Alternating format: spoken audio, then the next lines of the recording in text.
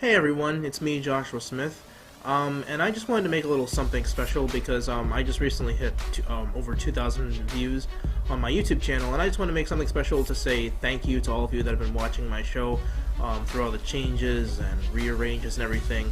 It's a lot of fun making this show, making these reviews and everything, listening to all this wonderful music and doing this for all of you guys. So what I want to do now is I'm going to basically count, I guess it'd be up to through my top 10 favorite artists, just to show you a bit of like what I listen to, what I like, what I enjoy, who I look up to musically and artistically and everything.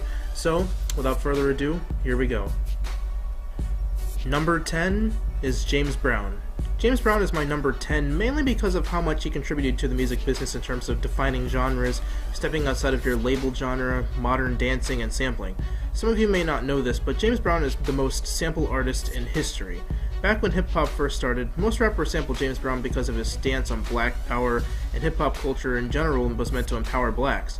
More importantly, James Brown, along with Sly Stone and George Clinton, laid the foundation of what we now call funk music. In the beginning, he mainly stuck to soul music and rock and roll, but then he started adding some funky bass lines, repeating guitar and horn riffs into his songs, and basically created funk. Aside from that, his eccentric dancing is truly what made him stand out. His dancing influenced generations of other artists, such as Usher, Prince, and above all else, Michael Jackson. His business sense made him a tough customer, but he was without a doubt a hard worker, even being called the hardest working man in the music business. Number 9, Marvin Gaye. Marvin Gaye is my number 9 because of how he literally exemplified black music. When he first started out, he just sang typical love songs and such and became a ballad icon. Several years down the road, he would release a little album called What's Going On, and this album became an absolute soul perfection album. As opposed to simple love songs that dealt with the human condition, what was going on in poor neighborhoods, being against the Vietnam War, God, love, and so much more. It's flawless, lyrically and instrumentally. It's one of my all-time favorite albums. It's one of those albums that's like a storybook. Each track flows into each other. When I listened to it for the first time, the track, changes were so seamless I couldn't even tell that the track changed. But as for Marvin as a person, he was a tortured soul. He dealt with depression, suicidal thoughts, family issues, and paranoia until his father finally shot and killed him. His lush voice and expressive tone is truly what made him so great, though. Number 8 is John Lennon. John Lennon is my number 8 mainly because of what he stood for in wanting to spread peace to the world, as well as his prowess as a songwriter.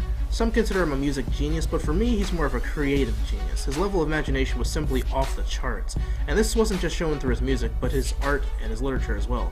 As a Beatle, he constantly tried to push the boundaries of what songwriting could be, adding colorful mixes of wordplay, rhymes, allusions, metaphors, and double entendres. He wasn't the most skilled musician of all time, or even the greatest singer, but it was just his pure sense of imagination and childlike wonderisms that made him so great to me. Number 7 is Brian Wilson. Brian Wilson is my number 7 simply because of his pure genius as a musician. Even at a young age, he was able to take music and make it into something unlike any other. Although the whole surf rock bit wasn't his idea, he and the Beach Boys took a sport that wasn't even that popular at the time and made it a global phenomenon. Everybody wanted to surf after listening to them. But for me, Brian didn't show his true genius until the revolutionary album Pet Sounds came out. And I've said this a million times, people, but Pet Sounds is my all-time favorite album. It displayed such a level of music genius that was unheard of by that point, and it was all because of Brian. Brian always strove to take his music one step above the rest, especially the Beatles, and had Smile come out when it was supposed to, it would have flipped the music world upside down. Brian hears things musically that nobody else does and puts it all to good use as well. Even today, he's still making amazing music. Number 6 is Paul McCartney. Another Beatle on this list, Paul McCartney is definitely my favorite Beatle, and he's my number 6 mainly because of his songwriting prowess. With John Lennon, the two were an unstoppable songwriting force to be reckoned with. But even as a solo artist, Paul creates some amazing music. And a lot of my favorite Beatles songs are mainly composed by Paul. Paul was definitely known more for his quirky love songs, but he's also written some of the best love songs in history, not to mention the most covered song in history, Yesterday. Paul was also perhaps the most musically gifted in the group. A lot of times playing multiple instruments on a single song, and very seldom he would play all the instruments on a song, and he's shown this in later works as well. His very first solo project, he played every instrument, and for me, a person that plays multiple instruments gets my seal of approval. Number 5 is Jimi Hendrix. Jimi Hendrix is my number 5 because of what he means to rock history, as well as him revolutionizing the way that guitars are played.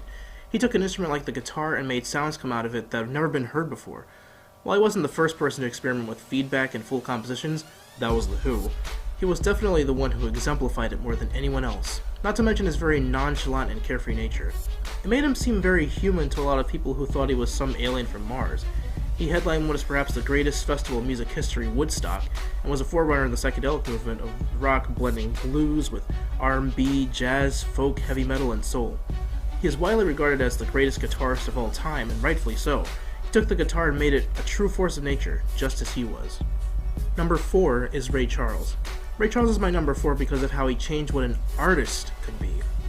Ray Charles is widely known as the most successful crossover artist of all time, going from country to jazz to soul to gospel to rock and roll, and eventually inventing what we now call R&B. He blended genres like soul and gospel music and created something that has changed and flourished for decades. He proved that with some good sense, an artist could pretty much perform in any genre they wanted to, and that genre was really just a label, and that an artist is just that, an artist, not an artist of any one genre. But of course, I have to mention his keyboard playing as well as his voice. He was truly a master of his instruments. He could make both the piano and his voice do whatever he wanted them to do without even really thinking about it. Being blind, he couldn't see what he was doing with his eyes, but with his heart he could feel exactly what he was doing and make it an absolute hit. Number 3 is Stevie Wonder. Like Ray Charles, Stevie Wonder is blind, and like Ray Charles, he is a master instrumentalist. Stevie Wonder is my number 3 because of his pure genius as an artist. A lot of the artists I've mentioned are regarded as geniuses in their own right, but Stevie Wonder is perhaps one of the most influential artists in the history of music. His singing of very unconventional melodies and harmonies, his keyboard playing, which is so technical you often wonder, see what I did there? How does he do that? And his multi-instrumental capabilities. A lot of times he would play keyboards, drums, bass synth, and any other instrument he needed on his songs all by himself. Being a child prodigy, he's been performing since he was a small boy, and even then, he was showing signs of his genius capabilities. Number 2 is Michael Jackson. Michael Jackson, being another child star, is my number 2 mainly because of what he meant to the entire world. Being one of the most successful artists who ever lived, he had the voice to spread the word about what was going on in the world to people that weren't aware. He wanted people to know that there was a world outside of just America. Unfortunately for such a gentle soul, his reputation was marred by the lies spread about him having sexual relationships with children. Aside from that, his music and his dancing abilities are simply unparalleled. Thriller still remains the best-selling album in music history. A lot of people like to listen to his music just to find something to jam to, but unbeknownst to a lot of people, his songs have so much emotion and personal feelings in them, and a lot of times overlook that fact. He wasn't called the king of pop for nothing. And now for my number 1. My number 1 favorite artist is Prince. Prince takes my number 1 spot on this list mainly because of how decorated of an artist he is. When you talk about artists with a colorful discography, Prince truly takes the cake on this one. He has over 30 albums under his belt, a lot of them being major hits. Not only that, but he's pushed the boundaries of genre and lyricism so many times it's unbelievable, really. He's mainly known for his pop, rock, soul, and funk, but he's also dealt in hip-hop, heavy metal, psychedelia, new jack swing, avant-garde, world beat, jazz, R&B, quiet storm, the list goes on for miles. And just the level of songwriting ability and creative output puts him up there with the Beatles even. The entire reason he left Warner Brothers is because he had so much music he wanted to release at one time, but they wouldn't let him do it. He has written literally thousands of songs, and what's crazy is that the vast majority of those songs we've never even heard yet. I just love his sense of style, his character, his personality, and his deep level of musical genius. It's been documented that he plays nearly 30 different instruments. His main instrument, of course, being guitar, but he also plays drums, bass guitar, piano, a variety of percussion instruments, a lot of keyboards and synthesizers, various woodwind instruments such as saxophone and clarinet, harmonica. The list it's just a huge list. Another thing is that he's an artist who still truly appreciates the art of and concept of an album, making sure that each of his albums contain a common theme and that each track coincides with each other. He is a timeless artist that literally transcends ages of music. Well, there you go. My top 10 favorite artists of all time. I hope you enjoyed. I hope you got a little insight about what I like, what I listen to, who I look up to musically, and all that stuff. But anyways, yeah, I hope you enjoyed. I might do more top 10s of different things in the coming, days, weeks, months, whatever. But you can look forward to more reviews, of course, coming soon. I'll be having other things I'll be doing to kind of celebrate the 2,000 plus views. Again, thank you so much, all of you that have been watching my show. I see that my Purple Rain video is quite popular, so all of you that have seen it or have watched it or whatever, thank you very much, and thank you for watching all my other videos. Thank you for, watching me ramble in front of a camera for a while and shoving these silly pictures in your face and everything. So, look forward to more of these and everything else coming soon.